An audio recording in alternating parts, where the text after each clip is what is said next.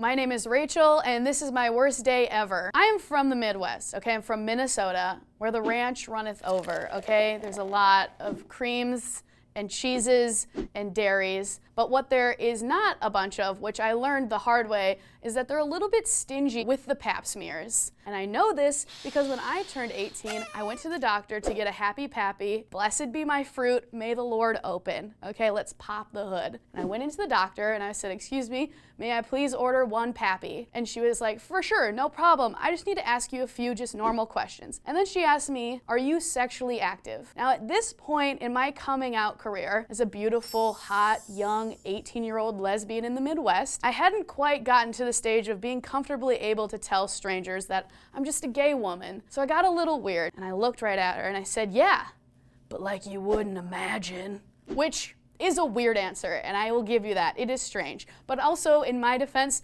she's a stranger, a doctor, and was like weirdly rocking her white lab coat, so I was nervous, okay? But then she saw my Birkenstocks and she was like, oh, okay, you're a lesbian, got it. And then she said this to me, you don't need to get a pap smear because you're not having normal sex.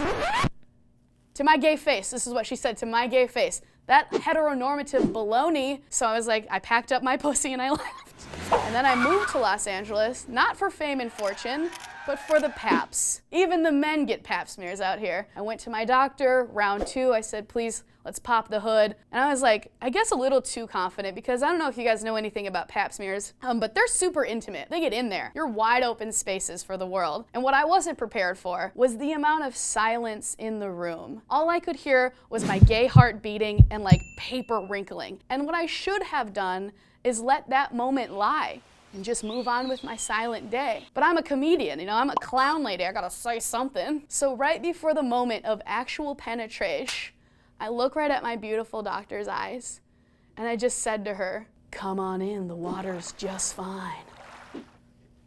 To a medical professional, okay? I put my foot in my mouth, she put her fingers inside of me, and we just looked at each other, both scared, both not knowing what to do, and yeah, it was too much, okay? And that's on me. But from now on, I'm just gonna start wearing shirts to the doctor that just say, I'm here, I'm queer, give me a pap smear.